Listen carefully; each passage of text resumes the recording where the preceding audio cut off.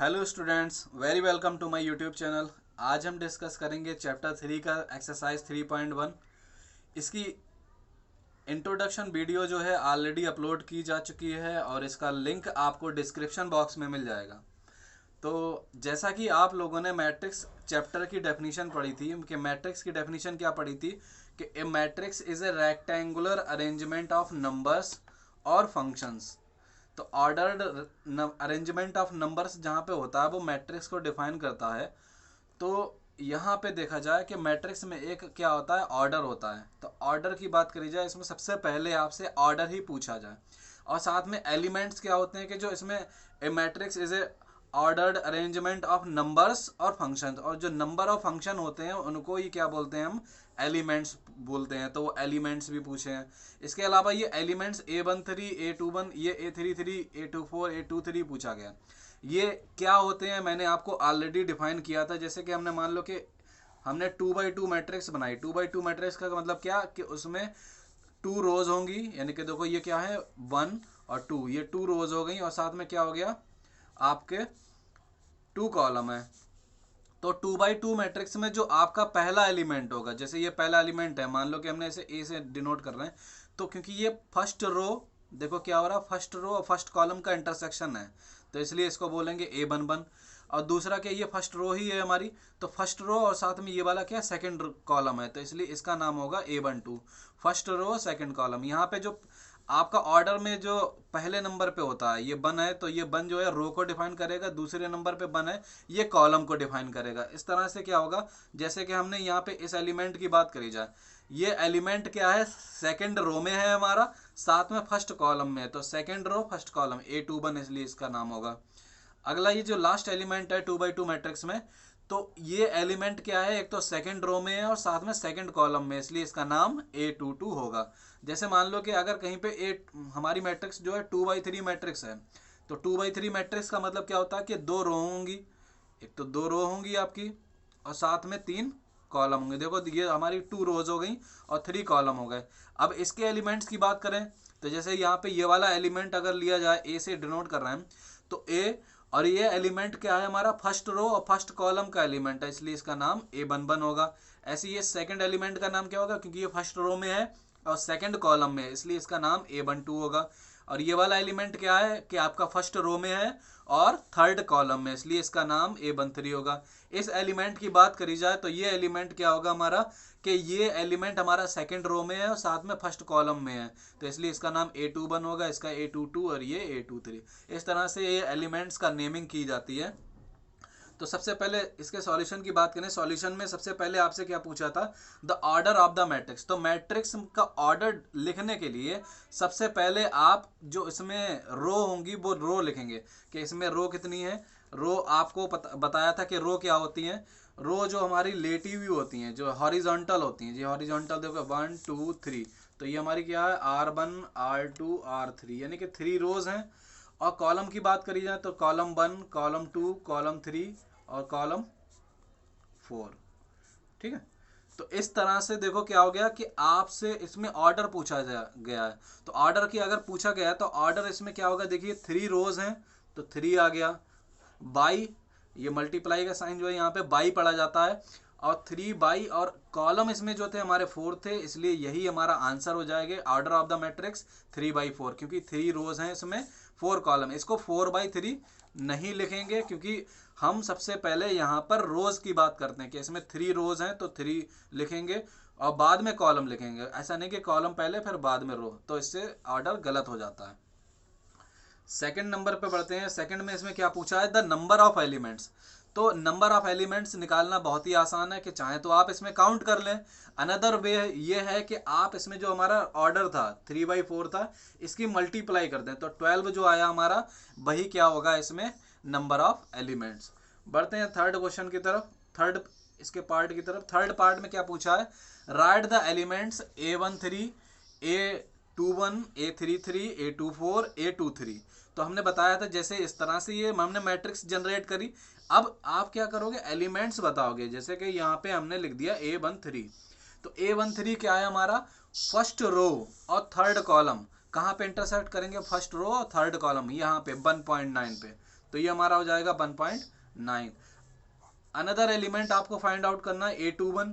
A21 का मतलब क्या हो गया, सेकंड रो फर्स्ट कॉलम का एलिमेंट। तो सेकंड रो हमारी ये रही और फर्स्ट कॉलम कहाँ पे इंटरसेक्ट करेगा, 35 पे। तो हमारा A21 जो है हमारा हो गया 35। बढ़ते हैं A33 की तरफ। तो A33 जो है हमारा, A33 का मतलब होता है थर्ड रो थर्ड कॉलम। तो थर्ड रो हमारा यहाँ पे, ये थर्ड रो हो गई और थर्ड कॉलम ये हो गया, कहाँ पे इंटरसेक्ट करेगा, -5 पे। तो A33 निकल के आ गया। अगला हमें चाहिए A24। A24 का मतलब है सेकंड रो फर्स्ट कॉलम। तो सेकंड रो फर्स्ट कॉलम कहाँ पे इंटरसेक्ट करेगा, sorry A24 second row fourth column. तो हमारा वो इंटरसेक्ट करेगा 12 पे, इसलिए 12 हो गया।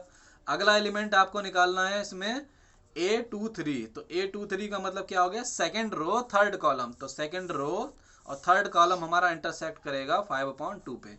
यही हमारा सॉल्यूशन होता है, इसको नोट कर लीजिए। क्वेश्चन नंबर 2 में जो पूछा गया आपसे कि if a matrix has 24 elements, what are the possible order it can have and what if it has 13 elements.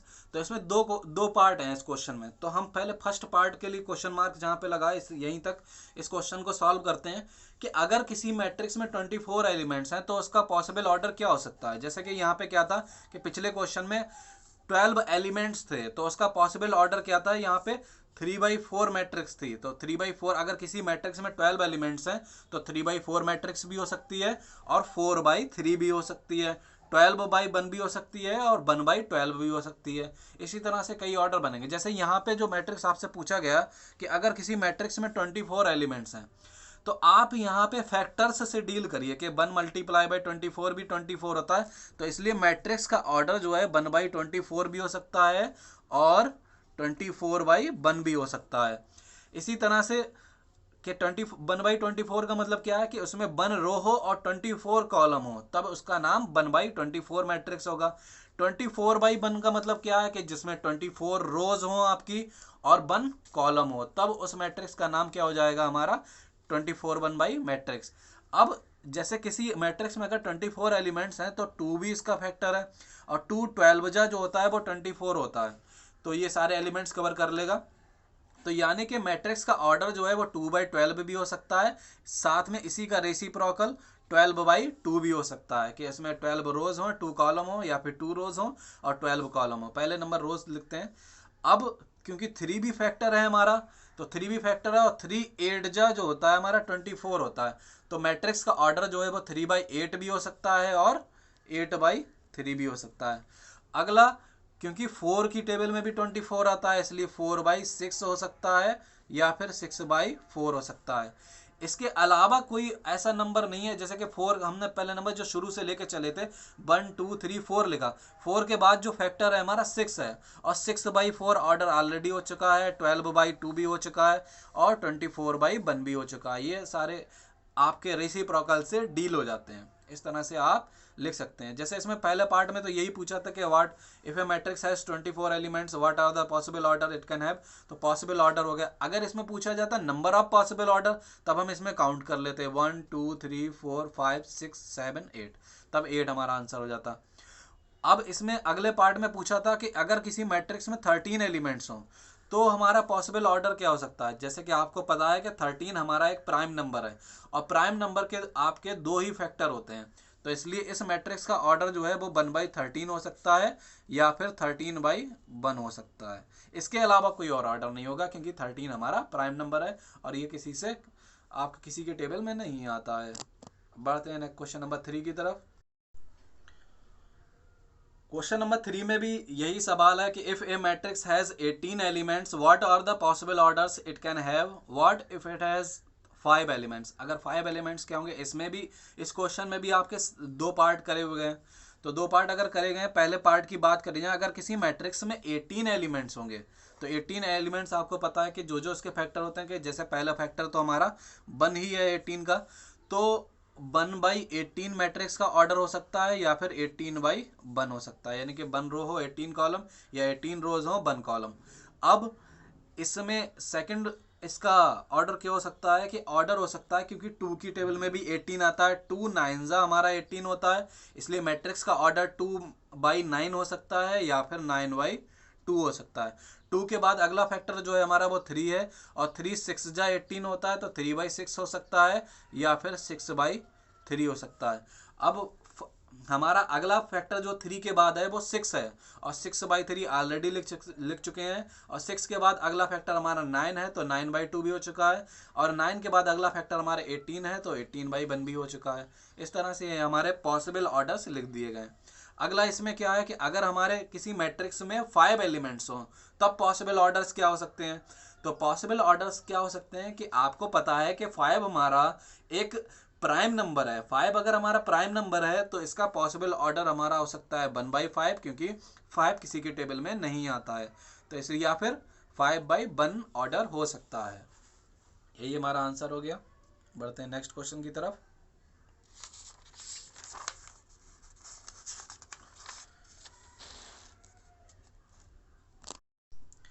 तो स्टूडेंट्स क्वेश्चन नंबर 4 में क्या करना है कि construct a 2/2 matrix A equal to A I J whose elements are given by. जो आपके elements हैं ये आपके एक तरह से क्या एलिमेंट्स हैं। तो फर्स्ट पार्ट की बात करी जाए, फर्स्ट पार्ट में क्या दिया हुआ है कि ए I J equal to I plus जे का होल स्क्वायर अपॉन 2। अब देखो इसमें क्या करना था कि 2/2 मैट्रिक्स बनाना था, उसका नाम ए है, तो हम यहाँ पे ए ले लेंगे कि ए मैट्रिक्स हमारी क्या हो गई, एक तरह से 2/2 मैट्रिक्स हमारी जो हो जाती है वो क्या हो जाती है, इसको इक्वेशन बन मान लो। तो इसके एलिमेंट्स के अगर नाम लिखे जाएं तो ए से लिखे जाएंगे, कि ए से एलिमेंट्स लिखे जाएंगे। तो यहाँ पे मैट्रिक्स में जो 2/2 मैट्रिक्स का मतलब आपकी 2 रोज होना चाहिए और 2 कॉलम होना चाहिए।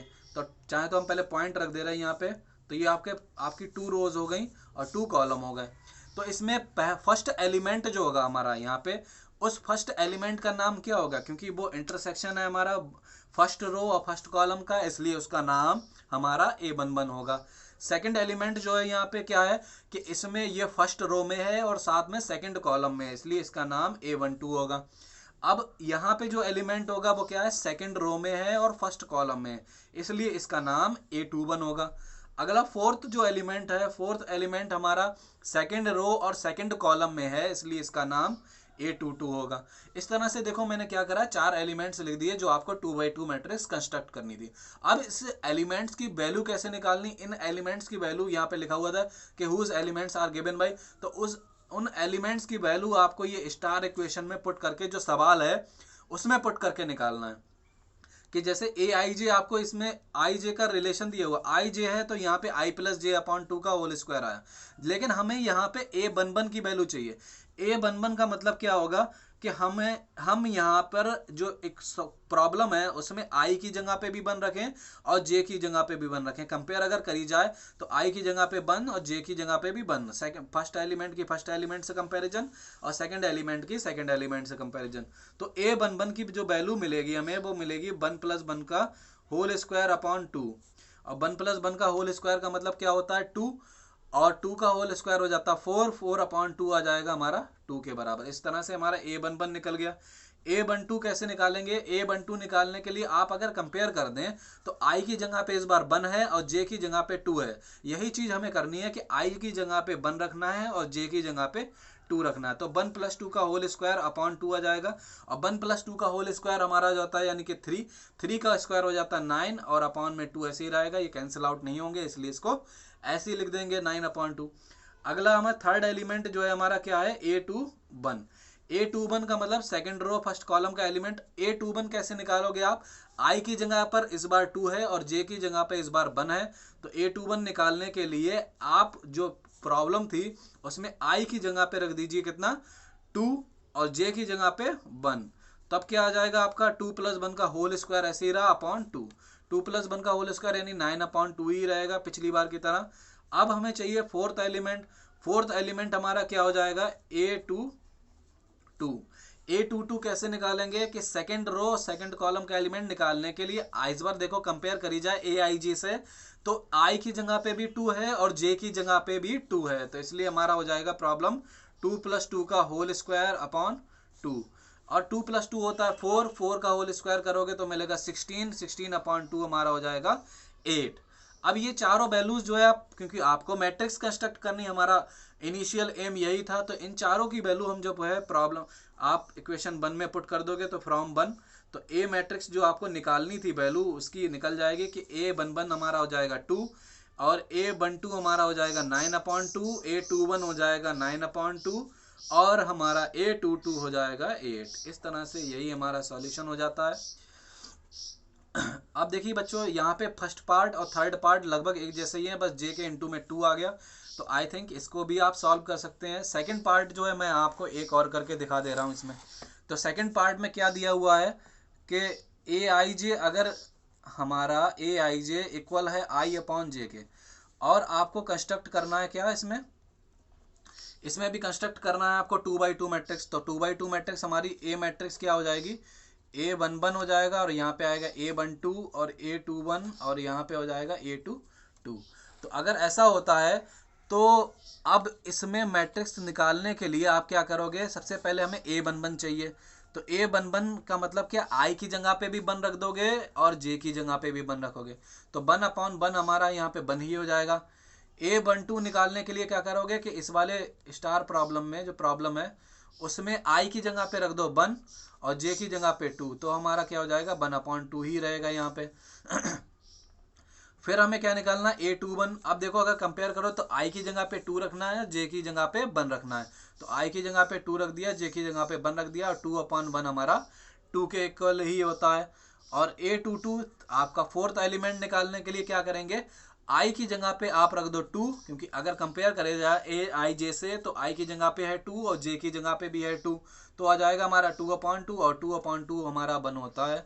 इसलिए हमारा जो हमारा मैट्रिक्स है यहाँ पे लिख देंगे, सो फ्रॉम इक्वेशन 1 A= हमारा हो जाएगा मैट्रिक्स A11 था हमारा 1, A12 था हमारा 1/2, A21 था हमारा 2 और A22 था हमारा 1। इस तरह से ये आंसर हो जाता है। Pause the video to note it down. बढ़ते हैं नेक्स्ट क्वेश्चन की तरफ। अब इसमें भी यही प्रॉब्लम है कि आपको इस बार क्या करना है, 3/4 मैट्रिक्स कंस्ट्रक्ट करनी है जिसके एलिमेंट्स गिवन है। इसमें 2 प्रॉब्लम है, एक प्रॉब्लम मैं करके दिखा रहा हूँ, दूसरी आप खुद कर लोगे आई थिंक। तो अगर मैट्रिक्स की बात करी जाए तो 3/4 मैट्रिक्स जो होगी हमारी, तो 3/4 मैट्रिक्स का मतलब क्या होता है, जिसमें 3 रोज हों। देखो हमने 3 लाइनें दिखाई हैं, इसमें 3 रोज हों, 4 कॉलम। हम पॉइंट रख के पहले आपको बता दे रहे कि आपका ये आपके 4 कॉलम हो गए, एक तरह से कि 4 कॉलम हो गए और साथ में क्या हो गया, 3 रोज हो गई। तो अब यहाँ पे अगर इन एलिमेंट्स के नाम की बात करी जाए, जो पहला एलिमेंट होगा 3/4 मैट्रिक्स है ये, 3 रोज और 4 कॉलम। तो इसमें पहले एलिमेंट की बात करी जाए, उस पहले एलिमेंट का नाम क्या होगा हमारा, A11, क्योंकि ये फर्स्ट रो और फर्स्ट कॉलम का एलिमेंट है, इसलिए इसका नाम है A11। सेकंड एलिमेंट हमारा क्या होगा कि सेकंड एलिमेंट होगा फर्स्ट रो सेकंड कॉलम का एलिमेंट है, ये फर्स्ट रो सेकंड कॉलम, इसी तरह से ये A13 होगा और ये A14 होगा। और ये वाला हमारा स्टूडेंट्स क्या होगा, क्योंकि ये सेकंड रो है और फर्स्ट कॉलम है, इसलिए इसका नाम A21। अगला हो जाएगा A22, A23, A24। इसी तरह से थर्ड लाइन वाला, थर्ड रो वाला हो जाएगा A31, third row first column है, और ये थर्ड रो सेकंड कॉलम है, ये 33 हो जाएगा, और ये वाला A34 हो जाएगा। ये हमारी क्या हो जाएगी, इक्वेशन 1। अब यहाँ पे जो आपको वैल्यूज निकालना था, वैल्यूज कैसे निकालना है कि आपको A11 चाहिए। A11 आप क्या करोगे, इसमें जो प्रॉब्लम थी पहली वाली, इसी प्रॉब्लम में पुट करोगे। तो इस वाले प्रॉब्लम में अगर पुट करी जाए A11 की वैल्यू निकालने के लिए, आप अगर कंपेयर करी जाए A11 की AIJ से, तो हमें क्या मिलेगा, I= भी बना है और हमारा J= भी बना है। ये चीज अगर यहाँ पे सब्सटीट्यूट करी जाए तो 1/2 माइनस में 3 × 1 प्लस J आ जाएगा। और यहाँ पे एक चीज क्या देखिए कि यहाँ पे मॉडुलस का साइन लगा हुआ है, J की जगह पे भी बना जाएगा। यहाँ पे क्या है, मॉडुलस लगा हुआ है। मॉडुलस का काम क्या होता है कि निगेटिव जो भी होगा सिंप्लीफाई करने के बाद उसको भी पॉजिटिव कर देगा। तो अगर यहाँ पे मल्टीप्लाई करी जाए तो -3 बन जाए -3, और -3 में अगर 1 ऐड करोगे आप तो मिलेगा -2। और क्योंकि बाहर मॉडुलस का साइन होने की वजह से -2 की जगह पे मॉडुलस लेने पे क्या मिल जाएगा, 2। अब 2 से 2 कैंसिल आउट हो जाएगा, इसलिए हमारा आ जाएगा 1। अब ऐसे ही आप क्या निकाल लोगे, इसमें A12 निकाल लोगे। A12 भी कैसे निकलेगा कि I की जगह पे प्रॉब्लम में रख दोगे 1 और जे की जगह पे रख दोगे प्रॉब्लम में 2, तो इस तरह से क्या हो जाएगा कि हमने -3 मल्टीप्लाई बाई 1 प्लस जे की जगह पे आ जाएगा 2। अब इसको अगर सिंप्लीफाई किया जाए, पहले -3 की आप 1 से मल्टीप्लाई करोगे तो आपको -3 मिलेगा। -3 में अगर 2 ऐड करा जाए तो हमारा होता है -1 के इक्वल। -1 का मॉडुलस लेने पे हमें मिलेगा प्लस का 1, इसलिए हमने प्लस का 1 लिख दिया डायरेक्ट, तो यहाँ पे आ जाएगा 1/2। इसी तरह से आप A13 निकाल लोगे, A14 निकाल लोगे आई थिंक। तो I की जगह पे A13 में क्या रखोगे, 1 रख दोगे, J की जगह पे 3 रख दोगे, तो इसके बाद सॉल्व करने पे आपको मिल जाएगा। और A14 में क्या करना है, I की जगह पे 1 रखना है और J की जगह पे 4 रखना है, उसके बाद सिंप्लीफाई करके जो एलिमेंट मिल जाएगा। इसी तरह से आप A21 निकालोगे, फिर A22 निकालोगे। A21 के लिए I की जगह पे 2 और J की जगह पे 1। और इसी तरह से A22 निकालने के लिए भी क्या करोगे, I की जगह पे 2, J की जगह पे 2। इस तरह से आप क्या करोगे, ये आपके जो आपके 12 एलिमेंट्स हैं, इन 12 एलिमेंट्स की वैल्यू निकाल लोगे। 12 एलिमेंट्स की वैल्यू निकालने के बाद उसे इक्वेशन 1 में पुट कर दोगे। इक्वेशन 1 में पुट कर दोगे तो हमारी मैट्रिक्स कंस्ट्रक्ट हो जाएगी। इसी तरह से आपको इसका सेकंड पार्ट भी करना है, तो आई होप ये आप क्वेश्चन कर लोगे, बहुत ही आसान क्वेश्चन है। बढ़ते हैं नेक्स्ट क्वेश्चन की तरफ। क्वेश्चन नंबर 6 जो है क्या है, find the values of x, y and z। और क्या दिया हुआ कि ये मैट्रिक्स इस मैट्रिक्स के इक्वल है। तो आपको जब मैट्रिक्स इक्वल मैट्रिक्स की डेफिनेशन बताई थी, वो क्या बताई थी कि 2 मैट्रिक्स इक्वल होती हैं अगर उनका पहले नंबर क्या होना चाहिए, ऑर्डर इक्वल होना चाहिए। ऑर्डर यहाँ पे इक्वल है कि 2x2 मैट्रिक्स है, ये भी 2x2 मैट्रिक्स है कि 2 रोज और 2 कॉलम वाली मैट्रिक्स है। साथ में क्या है, करस्पॉन्डिंग टर्म बराबर होता है इक्वल मैट्रिक्स में। तो अगर इक्वल मैट्रिक्स की कंपैरिजन कर ली जाए तो यहाँ पे देखो हमारा ये x जो है वो क्या है, सेकंड रो फर्स्ट कॉलम का एलिमेंट है। ऐसे ये 1 जो है हमारा क्या है, वो सेकंड रो फर्स्ट कॉलम का एलिमेंट है। तो हमारा इसमें x इक्वल टू क्या हो जाएगा, 1। और कंपेयर करा जाए तो हमारा बाई की वैल्यू निकालने के लिए बाई जो है वो कैसे निकलेगा कि हमारा बाई जो है वो फर्स्ट रो फर्स्ट कॉलम का एलिमेंट है, और यहाँ पे फर्स्ट रो फर्स्ट कॉलम का एलिमेंट 4 है, इसलिए बाई इक्वल टू हमारा 4 हो जाएगा। z जो है, z की पोजीशन यहाँ पे क्या है, z हमारा फर्स्ट रो और सेकंड कॉलम का एलिमेंट है। फर्स्ट रो सेकंड कॉलम का एलिमेंट इधर LHS में 3 है, तो इसलिए z की वैल्यू 3 हो जाएगी। यही हमारा आंसर हो जाता है, नोट कर लीजिए इसको। इसके सेकंड पार्ट में देखो क्या दिया हुआ है कि आपको 2 इक्वल मैट्रिक्स दी है और आपसे x बाई जेड की वैल्यू इसमें भी पूछी गई है। तो x बाई जेड की वैल्यू इसमें निकालने के लिए हम सबसे पहले z की वैल्यू बहुत ही आसानी से निकाल सकते हैं कि 5 + z इज इक्वल टू 5 होगा, क्योंकि ये एलिमेंट हमारा क्या कंपेयर करने पे ये एलिमेंट हमारा सेकंड रो फर्स्ट कॉलम का एलिमेंट है, इधर सेकंड रो फर्स्ट कॉलम का एलिमेंट 5 है, इसलिए 5 + z इज इक्वल टू हो जाएगा 5। अगर 5 + z इज इक्वल टू 5 है तो 5 से 5 कैंसिल आउट हो जाएगा, z इज इक्वल टू आ जाएगा हमारा 0। अब x और y की वैल्यू कैसे निकालेंगे, कंपेयर करोगे तो x + y is equal to मिलेगा 6 और x इंटू बाई मिलेगा हमारा 8। तो अब आपको पता है कि x + y इक्वल टू अगर 6 है तो x y इक्वल टू 8 है। तो इसको सॉल्व करने के लिए आप क्या करते थे कि यहाँ से x की वैल्यू निकाली और यहाँ पे सब्सटीट्यूट कर दी। इसको सब्सटीट्यूशन के जरिए आप पहले y की वैल्यू निकालोगे तो y की 2 वैल्यूज़ मिलेंगी, क्योंकि ये जो है हमारी एक तरह से क्वाड्रेटिक इक्वेशन बन जाएगी। तो क्वाड्रेटिक इक्वेशन बन रही तो वहाँ से क्वाड्रेटिक इक्वेशन से आपको y की 2 वैल्यूज़ मिलेंगी, इसी तरह से x की भी 2 वैल्यूज़ मिलेंगी। अब आपको क्या करना है कि इसमें और एक आसान तरीका है। आसान तरीका क्या है कि आपको ये सोचना है कौन से ऐसे 2 नंबर हैं जिनका एडिशन करने पे आपको 6 मिलता है और साथ में मल्टीप्लाई करने पे आपको 8 मिलता है।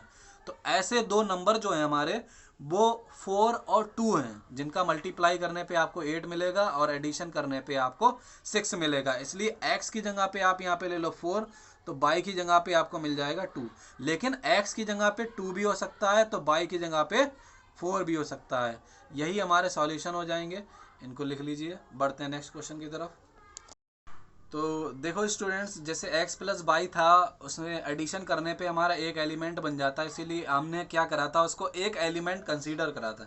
यहाँ पे x × y है, उसको भी एक एलिमेंट कंसीडर करेंगे।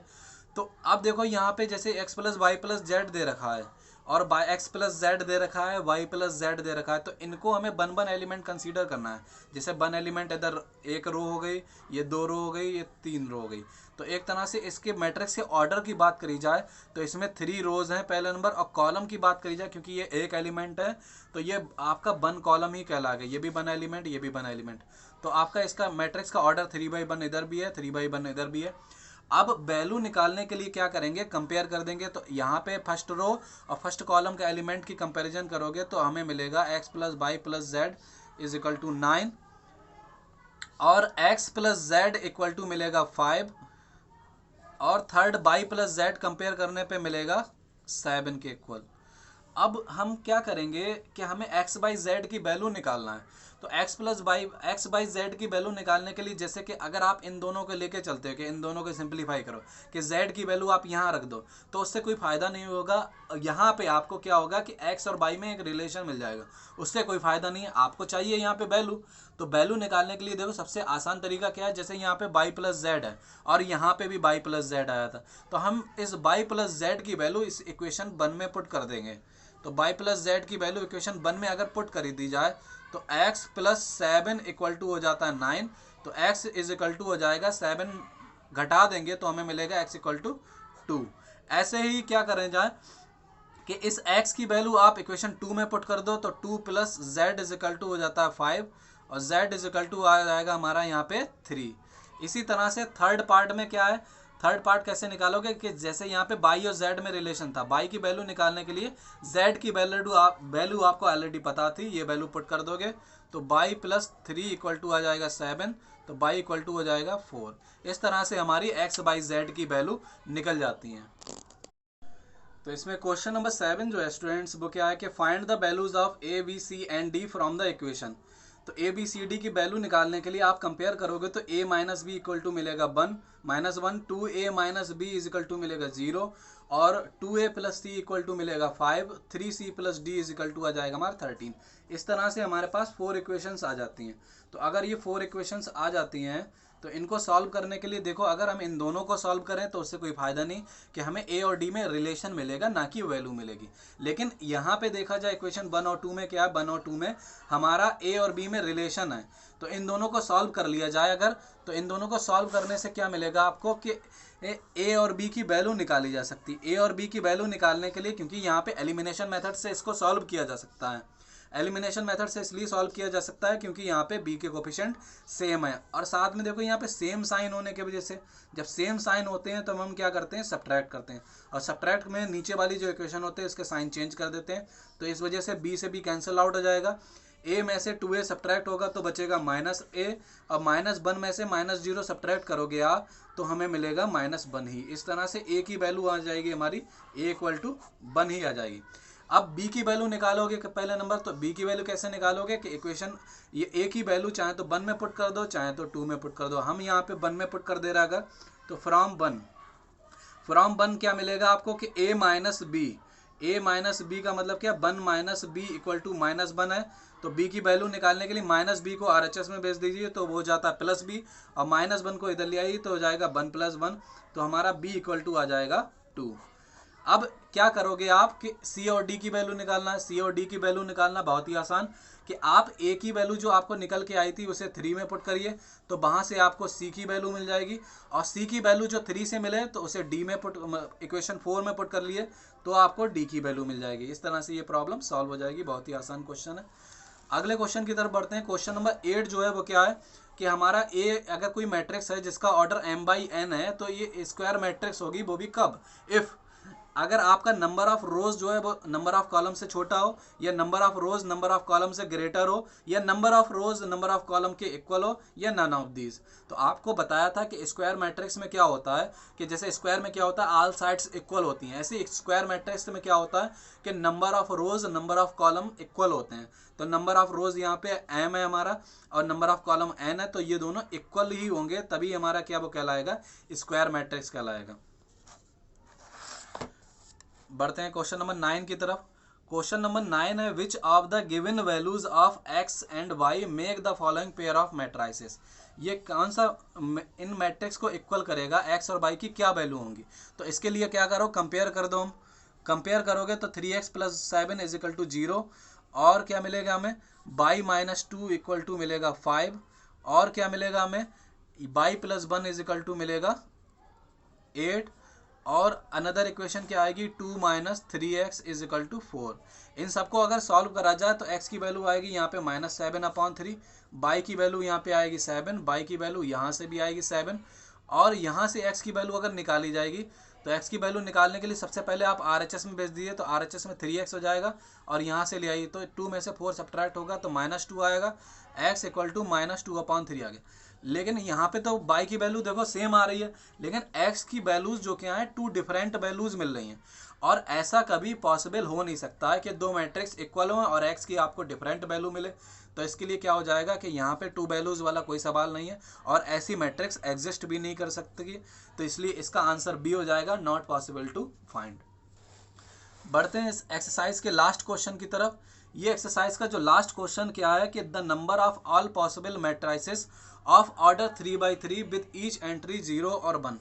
अब देखो इसको समझने के लिए, ये वैसे तो ये परमुटेशन का सवाल है कि जैसे कि मैं यहाँ पे एक वर्ड लिख रहा हूँ आर्ट, ये आर्ट क्या है 3 डिजिट लेटर है, इस 3 डिजिट लेटर से आप कितने वर्ड बना सकते हैं, तो 3 डिजिट लेटर से 3 डिजिट के 3 लेटर मतलब 3 लेटर से आप कितने वर्ड बना सकते हैं। तो 3 लेटर से आपको पता है कि अगर आपका रिपीटिशन अलाउड हो, तो रिपीटिशन अलाउड हो तो इससे जो वर्ड बनाए जा सकते हैं वो 3 लिखते थे आप 11th क्लास में, और आपका जो आंसर होता था टोटल परमुटेशंस जो होते थे वो क्या होते थे, इन सब की मल्टीप्लाई 27। यानी कि इस आर्ट वर्ड से आप अगर बनाना भी चाहो तो क्या होगा 27 आपके वर्ड बनाए जा सकते हैं। अब 3 लेटर का डिजिट था यहाँ पे 3, और अगर हम कहें कि जैसे कि हमने यहाँ पे लिख दिया मार्क हमारे यहाँ, तो ये मार्क जैसे वर्ड है, तो इस मार्क से कितने लेटर कितने आपके वर्ड बनाए जा सकते हैं, क्योंकि ये आप इसको अगर 4 लेटर के आप इसमें वर्ड बनाओ तो इसके भी पॉसिबल आपके आउटकम्स कितने जाएंगे 4/4/4 आ जाएगा, तो आपका जो आएगा वो आंसर हो गया। लेकिन वही क्वेश्चन समझो यहाँ पे पूछा गया कि अब यहाँ पे जैसे कि आपने 3/3 मैट्रिक्स बनाओगे, तो 3/3 मैट्रिक्स में जो नंबर ऑफ एलिमेंट्स होते हैं, तो 3/3 मैट्रिक्स में क्या होगा कि आपका 3 रोज होंगी और 3 कॉलम होंगे, तो 3 रोज और 3 कॉलम अगर हो गया तो आपको जो इसमें एंट्री फिल करनी है, ये बॉक्स वाले तरीके से ही करा जाएगा एक तरह से, कि एंट्री जो फिल करनी है आपको क्या करना है कि आपका एंट्री जो है वो 0 या फिर 1 होना चाहिए, तो 0 या 1 होना चाहिए। तो आपके सामने जो है एक तरह से इसमें जो भरने के जो तरीके हैं वो कितने हो गए 2 हो गए, कि आप इसमें 0 भी भर सकते हैं और 1 भी भर सकते हैं। तो अगर 0 भरोगे तो इसमें कुछ भी हो सकता है, और अगर इसमें 1 भरोगे तब भी कुछ भी हो सकता है, तो इसमें 0 1 हो सकते हैं। तो एक तरह से बहुत सारे आपकी मैट्रिक्स कंस्ट्रक्ट हो सकती हैं। ये भी आपका 11th वाले से आप रिलेट करो तो क्या होगा, सेकंड में भी आपके 2 पॉसिबल आउटकम्स हो सकते हैं। आपका थर्ड एलिमेंट में जो है वो भी आपके 2 एलिमेंट्स आपके 0 और 1 आ सकते हैं। 0 और 1 जो है मिलकर क्या होते हैं 2 एलिमेंट्स बनते हैं। तो 2 एलिमेंट्स इसलिए हमारे पास पॉसिबल आउटकम्स जो हैं सब में 2 2 2 हैं, तो यहाँ पे 2 2 है। इसमें टोटल पॉसिबल आउटकम्स यानी टोटल मैट्रिक्स पूछी है, तो टोटल मैट्रिक्स क्या हो जाएंगी 2 की पावर 9, 2 की मल्टीप्लाई 9 बार करोगे तो क्या मिलेगा 512, यही हमारा आंसर हो जाता है। अब जैसे कि एक चीज़ और समझते चलो इसी के साथ, कि जैसे यहाँ पे 3/3 की बात हुई और 0 और 1 आपको फिल करना था एंट्री, तब ये क्वेश्चन था। अगर हम कहें कि जैसे कि कोई मैट्रिक्स जो है वो उसका ऑर्डर जो है वो 2/3 है, यानी कि 2 रोज हो 3 कॉलम हो, तो 2 रोज अगर 3 कॉलम होंगे तब क्या होगा, तो ये मैट्रिक्स हो जाएगी हमारी। और इसमें एंट्री जो फिल करानी है, एंट्री आपको 0 और 1 और 2 यानी कि 3 एंट्रीज फिल करानी है। तब टोटल पॉसिबल आउटकम्स या फिर टोटल मैट्रिक्स क्या होंगी, कि जैसे यहाँ पे 3 3 3 सारे आपके पास आउटकम्स हो सकते हैं, और टोटल मैट्रिक्स निकालने के लिए सबका मल्टीप्लाई तो आ जाएगा 3 की पावर 6, और 3 की पावर 6 आपको पता है कि 3 बन जा 3, 3 3 जा 9, 3 जा 27, 3 जा 81, 3 जा 243, 3 जा आपका हो जाता है 729। इसलिए टोटल आउटकम्स हो गए हमारे यहाँ पे 729। फिलहाल ये तो आपका इसका आंसर तो 512 हो जाएगा। ये सेकंड मैंने क्वेश्चन इसमें बताया, तो इसको समझ लीजिए बहुत बढ़िया से, और ये बहुत ही आसान क्वेश्चन है। तो आई होप आपको ये वीडियो पसंद आई होगी। इसके अलावा अगर कोई प्रॉब्लम होती है मेरे वीडियो में तो आप कमेंट करके बताएं, इसके अलावा मेरे वीडियो को लाइक शेयर सब्सक्राइब करें, और मेरी वीडियो से बने रहने के लिए जो सब्सक्राइब में बेल आइकन है उसको प्रेस करें। Thanks for watching.